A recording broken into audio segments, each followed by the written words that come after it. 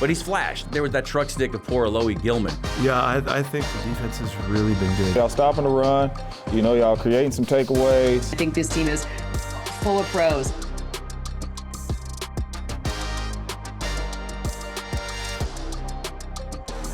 Hey, Raider Nation, what's going on? Welcome back to another edition of Upon Further Review, brought to you by Coors Light.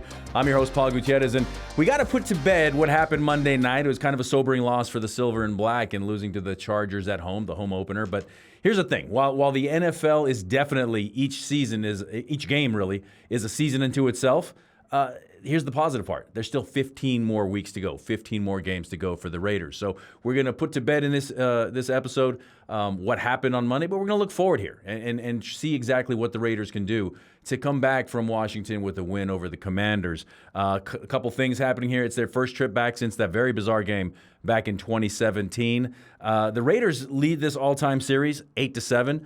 My all-time favorite, I'm sure a lot of Raider fans' all-time favorite, is that Super Bowl 18 win. The domination on Black Sunday, 38-7 back in 1984. Pete Carroll, he's 3-3 against the Commanders in his time as a head coach. And Washington, they've got questions at quarterback. Not sure if Jaden Daniels is going to play or not. He did not practice on Wednesday. He's dealing with a knee injury. But to help me kind of break things down and to analyze exactly what's going to happen this coming weekend, as well as look at what happened last week, we're going to bring in James Jones, former Raider receiver. James, glad to see you. So when we're talking about the Raiders and the Commanders, it's interesting. The Raiders are coming in off of a very short week, playing on Monday night, traveling cross country. The Commanders, they're going to have a home game after having not played since last Thursday. So make it make sense to me, but also the Commanders are dealing with some injury issues themselves. Well, number one, I can make it make a little sense. When you lose a football game, there's no better feeling than knowing that you got one coming up right away. Yep. So you're able to kind of flush this one and get on to the next one. Not really dwell on this too much, but and get back on the football field and play a football game.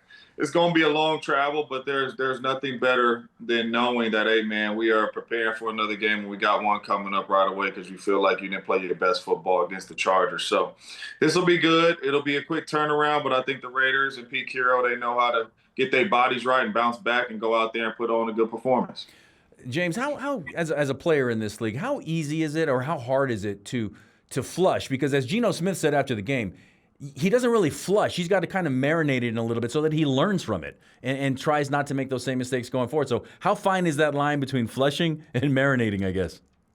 Well, I mean, it's a very thin line because you want to flush it and you want to forget about it and you want to go to the next game and to the next play, but you never forget about it, man. I remember coming out of football games, I didn't really remember too many of the good plays. I remember the plays that I made the mistakes on, whether it was a good game or a bad game. I'm like, dang, man, I wish I would have, got more depth on that route. Me and Aaron would have connected. Me and Derek Carr would have connected. Dang, I wish I would have went up with two hands and made that. Like, you remember the plays that you do not make. So it's tough to flush, but you got to try to, flush it a little bit and get on to the next play in the next game. But I know what Geno's saying, man. You want to learn from it. You want to look at the film. You want to say, okay, how can I be better? How can I make these throws? Was it my feet? Was it whatever it may be? You know what I'm saying? To get yourself better and hopefully improve the next week.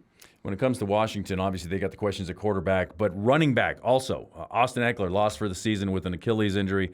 Ja'Cory Krosky-Merritt stepping up. 7th-round draft pick in 2025. He's leading Washington in rushing yards at 99 yards, 7.1 yards per carry. What are you expecting to see out of the rookie? Well, I mean, I think the rookie's going to be okay, but I think it's going to be a tough outing going up against our defense. Our defense is pretty stingy against the run. I think we'll get after him. And when you do not have to account for Jaden Daniels' legs as well, I think that's going to help our run game as well. So I think it's going to be really hard for this young fella to get some yards this weekend against this Raiders defense because now you can put an extra guy in the box and you don't got to account for Jaden Daniels' legs. And I know Mariota can move a little bit, but he's not Jaden Daniels. So, it'll be interesting to see how we handle the run game. But, just running down here at the Raiders, man, it's going to be a tough outing for anybody. Yeah, I don't know when I got old enough to think that Marcus Mariota isn't a running threat anymore. But you're right. The Raiders' run defense, it's stout. Right now, I'm looking at some notes. Right now, the Raiders, after 2 weeks, have the 10th best run defensive grade in the league per Pro Football Focus. They're tied for third in tackles for losses this season, 14 of them. And they have the 4th best mark in allowed rushing yards per game, 70.5. So if that allows the Raiders to kind of stuff the box a little bit, how is that going to give the pass rushers an opportunity too? Whether it is Jaden Daniels, most likely not, or Marcus Mariota, how are those guys on the pass rush going to be able to pin their ears back and go after the quarterback? Well, number one, to get after the quarterback, we're going to have to start fast on offense, and we're going to have to put some points up on offense so we can get up on the Commanders and they can pin their ears back and kind of make them one-dimensional. You know what I know, man? Sitting on the sidelines now, standing on the sidelines, kind of like Mariota has been, your hamstrings start to get a little tight, man. You don't really got that extra gear no more. So, we still got to be aware of his legs, but I think he'll be more of a pocket guy trying to get this ball out of his hands, and they'll try to lean on the run game a little bit more. But if we stuff the run and we're able to start fast on offense and we put this ball in Mariota's hands and we allow Max Crosby and our defensive line to pin their ears back and get after the quarterback, it could be a long day for the Commanders. Got a name for you. Max Crosby, obviously, you know of him as the edge rusher, and also Tyree Wilson and Malcolm Kuntz coming off the edge. Jonah Laulu, the inside defensive tackle. He's actually leading the Raiders in sacks with 3 and tackles for loss as well. Let's get to your specialty, receivers, the Commanders. They've got some names: Deebo Samuel, Terry McLaurin. What are you seeing from them? Again, who is going to throw them the ball, and does that really matter at this stage of the game? Well, to be honest with you, the blessing about having those two guys is it doesn't have to be anything special. Deebo Samuel's, to be honest with you, we should have our antennas up this week of Deebo Samuel's being in that backfield a couple times, getting some carries, kind of like he did with the San Francisco 49ers, and Kyle Shanahan had him in the backfield. So we should be aware of that to help their run game. And then you got slip screens. You got quick screens that you could get out to the wide receivers. Scary Terry is one of the best route runners in the National Football League when you talk about intermediate routes. So, it's not going to be hard to get those guys the football. But we got to make it hard on them. We got to get up in their face. We got to press coverage, because if we're able to mess up the timing, knowing that you have a new quarterback in there in Marcus Mariota, the timing is going to be a little off. So if we can get in their face and press them and force them to kind of, be on time and allow our pass rush to get there, we'll be fine. But these are two of the best dudes in the business, man, playing wide receiver right now. And then once they get the ball in their hands, that's a whole nother story, because we all know what Deebo Samuels is with the ball in his hands. The king of the yak. Absolutely. Jakobi Meyers. Geno Smith just now said that he is vastly underrated, and I think that's kind of been the angle on Jakobi all offseason. What do you see from Jakobi? Right now, he's leading the team. He's leading the Raiders in receiving yards, 165, catches 14. He's been targeted 22 times, a league high, a Raider high anyway. Just really crisp in his route running. I like to refer to him as the anti-diva receiver, because he did request a trade, but then he also said, "Hey, Raiders said no, so here we are."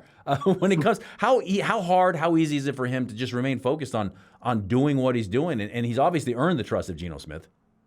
Well, number one, Jacoby's been a pro ever since he came into the National Football League, and I just like the way he carries himself, man, and the way he goes about his business. But when you talk about the total package at receiver, right, we start with releasing, because if you can't get off the line of scrimmage, you can't play receiver in the National Football League at a high level. You may be able to be all right, but at a high level, you're not going to be able to play, because it's a man-to-man game once you start getting in third down and, short yardage situations. So Jacoby releases off the line of scrimmage, phenomenal. Put him up there with the best of them, the Devontae Adams, the Keenan Allens, whoever you want to go, the Amari Coopers, whoever you thought was really good at releases off the line of scrimmage, put Jacoby in there. Route running, right? Phenomenal route runner. Able to create space at the top of his route, get open, and he makes it easy on the quarterback because of the separation, and he makes, the quarterback just be able to put the ball on him. It's an easy throw. And then you talk about the ability to be able to run. Jacoby's an explosive kid. He's able to run, so you put all 3 of those together, and you're still not getting the respect of your peers. You had 1,000 yards last year. I would say underrated as well, man. Really, really, really good football player, and I love watching him get after it every Sunday, Thursday, Monday, Saturday, whenever they get after it. You played in this league for a while yourself, and you're also a football historian. Who does he kind of remind you of, just kind of through the ages, and not even a peer of his now, and maybe not even a peer of yours, but does Jacoby, when you see him running his routes and catching the ball, and again, the yak and everything that comes with it, who does he kind of remind you of in a flash? To be honest with you, he reminds me, and he's a little bit bigger, but he reminds me of Greg Jennings. Oh. Greg Jennings was phenomenal off the line of scrimmage and a phenomenal route runner, creating separation, And, I know Greg had a couple Pro Bowls, but I don't even think he really got the respect from his peers that he really should have got, you know what I mean? But he made it look easy every single weekend, man. Just a really good player. And when I watch Jacoby and just see him move, I'm like, man, he reminds me of Greg Jennings. Really good hands, does not drop the football. Yeah. You know what I mean? Always reliable. Just a really good player. Literally doesn't drop the football. At least last year, no, not credited or blamed for a drop at all. So people don't know how hard that is, man. Yeah, that's very hard to do. How hard is it? I guess I'll ask a receiver. How hard is it to not drop a ball? Oh man, I mean, it's extremely hard because number one, you got DBs all over you. You know what I mean? Sometimes you got the quarterback throwing a bad ball. You know what I mean? And they still can say, "Hey, this is the receiver's fault." So to go through a whole season, 17 games, and to not be blamed for a drop or drop a football, that is impressive. That, to be honest with you, that's more impressive than getting 1,000 yards and catching 10 touchdowns. Not dropping a pass in 16 games or being credited for dropping a pass. That's extremely hard to do, man. That's Larry Fitzgerald type stuff. Wow. Yeah, that's high praise, especially coming from you. James, I'm not going to ask you for a prediction for the game, like a final score or anything, but I am going to ask you what the Raiders need to do to have a happy flight home on Sunday night. You go on the road, you don't turn the football over. I know it's cliche, win the turnover battle, but when you're going on the road, short week, you take care of the football. And not only that, I believe we are the better team. I really do. With them not having Jaden Daniels, I believe we're taking the football field the better team. So if both teams play their best, and that means don't turn the ball over on both sides, explosive plays on both sides, staying ahead of the sticks on both sides. If both teams play their best, Raiders should win this football game. James, always a pleasure to catch up with you, man, especially when we talk receivers. So I'm sure we're going to do this all season long when we jump on this Zoom and we talk about it here upon further review. So thank you very much for your time. Absolutely, my brother. See you next week. We'll talk to you then. Yes, sir. All right, everybody, stay tuned. You don't want to miss this. We got the Raiders resident hype man, Dylan Laube. He's going to join us here in studio. Stay tuned.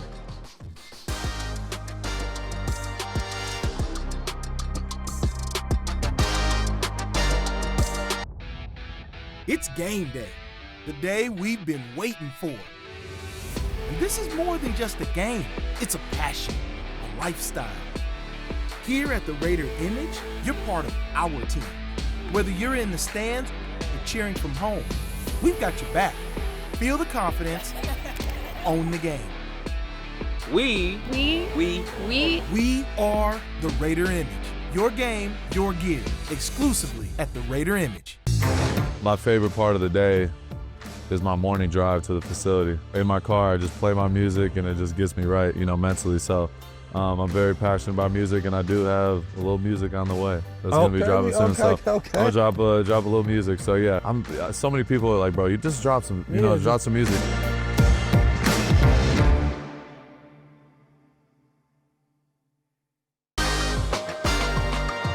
But he's flashed. There was that truck stick of poor Alohi Gilman. Yeah, I think the defense has really been good. Y'all stopping the run. Y'all creating some takeaways. I think this team is full of pros.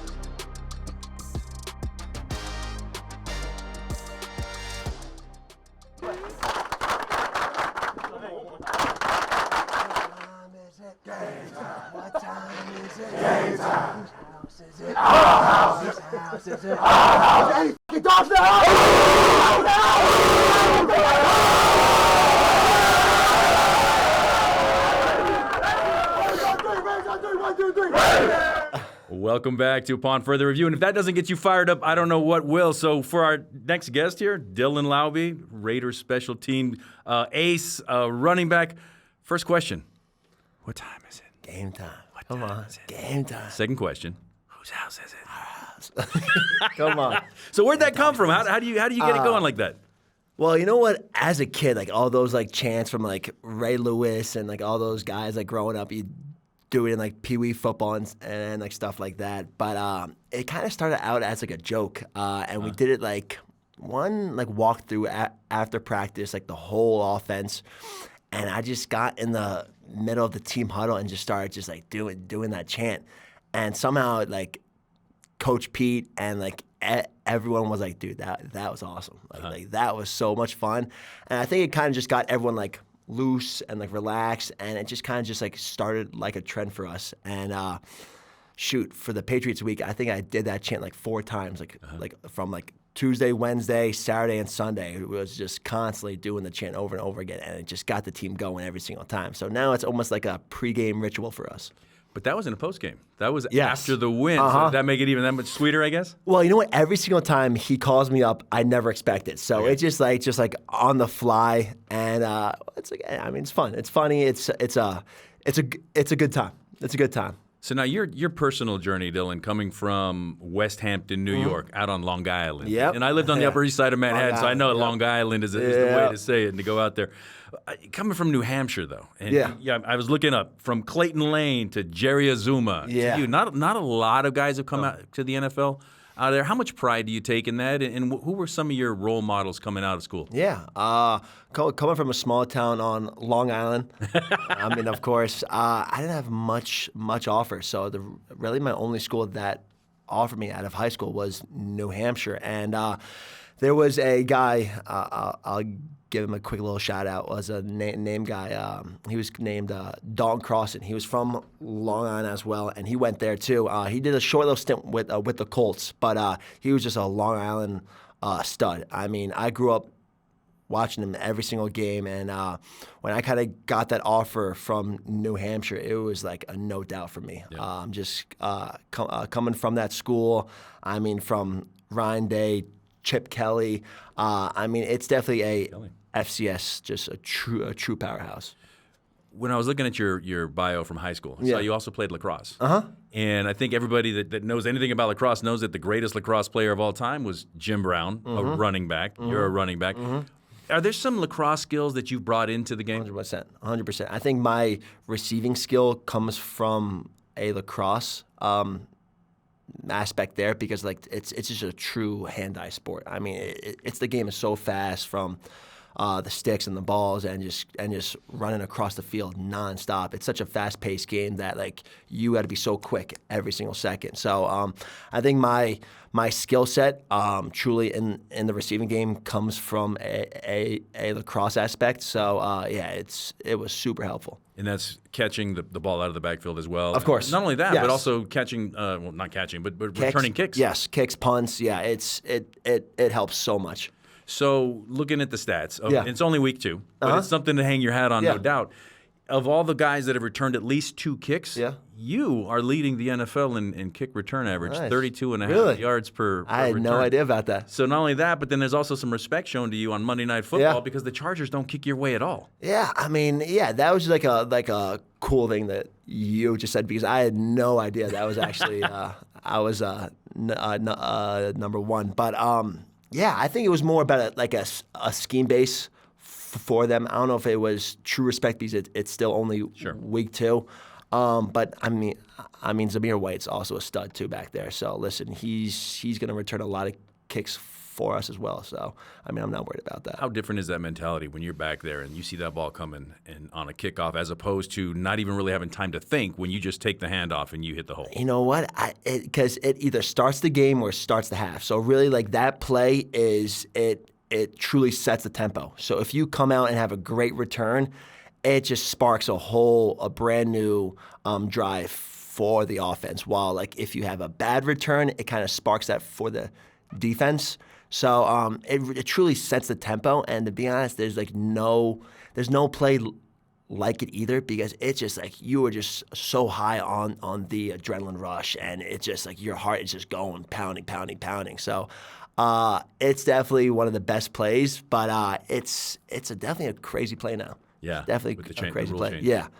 How does that affect things with the rule changes for you as a returner? I mean, it helps me out a bunch. I mean, now instead of getting 20 returns a year, you're getting over 80 returns a year, and it's such a cool play too, because especially as like a running back, it's more of a running back style of play.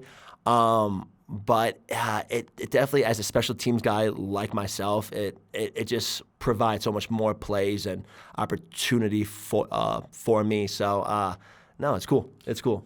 if you were to look up in the dictionary the definition of a special teams guy who used special teams to make a roster, you've talked about this a lot. So ever since you were drafted, ever since you got that first call from Tom Telesco and Antonio Pierce last year, how frustrating, how much patience do you have to have and put that in your head when you come in the league? Yeah. To know that that's going to be your avenue, that's going to be your path. I think a special teams guy, too, is definitely a guy with a chip on his shoulder. And me coming out of high school with only one offer and coming from a small school, I've always had that chip on my shoulder. So I always knew that to be a back in this league, you also had to provide on special teams. Because if you're not the number one back, you're going to be on punt return, kickoff. So, like, you have to be able to have more of a variety of skill sets compared to only that one true back. So it's totally a different game now, and special teams is such a huge tool for teams.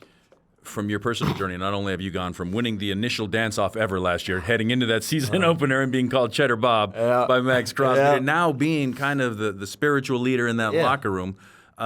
First time you ever touched the ball, TJ Watt got you. So now you're catching passes out of the backfield to close a half. I mean, when you try to wrap your mind around that, what does that say about yourself and the patience you've been able to show? I think that also shows that the team has trusted me too. I mean, coming from my first snap on offense with a fumble, man, I mean, it could definitely take a toll on you, and me just kind of getting that groove back on year two. I'm just so much more comfortable. I'm so much more prepared compared to year one, where like you don't know what to expect. Of course, you know it's the NFL, it's the best of the best, but that year one to year two jump is so different, man. You're so much more comfortable, like you know what to expect, and it just shows that they truly trust me now, and it's just a cool feeling, you know what I mean? Because now you got guys behind you that just love your energy and love your enthusiasm, man. It's truly special, and I think this team is going to go so far with that. And I know you got to get ready to go to practice, but I'd be, if I didn't ask you about this, what's that running back room like? Especially when you come in as a sixth-round draft pick, and then you see they draft Ashton Genty with the number 6 overall pick, bringing in a veteran like Raheem Mostert, Zamir White's in that room. How would you describe that running back room? That room is so much fun. You ask any of those guys, I think they would all say the same thing, man. It's so much fun in that room. It's the competition in there is just unreal, and we are such a tight group. We have so much respect for each person in that room, and from Heem to Z to Genty to Chris, it's just a bunch of studs in that room, and we just bounce off each other a bunch, and you just can't say the words of what happens in that room because it's such a special group in there, and I really think this year is going to be a different reflection of what we were last year in that room. So it's going to be special. And then lastly, how long ago does that phone call from Tom Telesco and Antonio Pierce feel to where you are right now? It feels so long ago. It feels like an eternity, man. It feels like it was a decade ago. But it's funny because it's been, a year and a half? So, yeah, man, it's crazy. It's crazy that I'm here now. The pride of Long Island. Come on, Long Island, baby. Island. Come on, and I guess we'll just close out with this. Whose house? Our house. Whose house? Our house. Dylan, thanks for stopping by, man. Appreciate it. Thanks so much. You. Well, that'll do it for this week's edition of Upon Further Review. Many thanks to our guests, James Jones and Dylan Laube, for helping us not only break down Monday night's loss to the Chargers while previewing this weekend's game at Washington. Little personal news, the launch of the Hispanic Football Hall of Fame was announced this week, and as honored as I am to serve on the selection committee, I'm just as humbled. It gives an opportunity to celebrate the achievements of Raiders like Tom Flores and Jim Plunkett. While I voted for baseball's Hall of Fame in the past and I'm currently a selector for the Pro Football Hall of Fame, this just hits different. Just like our Silver and Black Productions programming. Raiders Roundtable on Monday with JT the Brick and the Hall of Famer, Eric Allen. Talk of the Nation on Wednesdays with Baron Davis. The Silver and Black Show on Thursdays with Amber Theo Harris. And Raiders Game Day with Amber in the host seat, joined by Eric Allen and James Jones. To catch up on all things Silver and Black, subscribe to our YouTube channel and log into Raiders.com.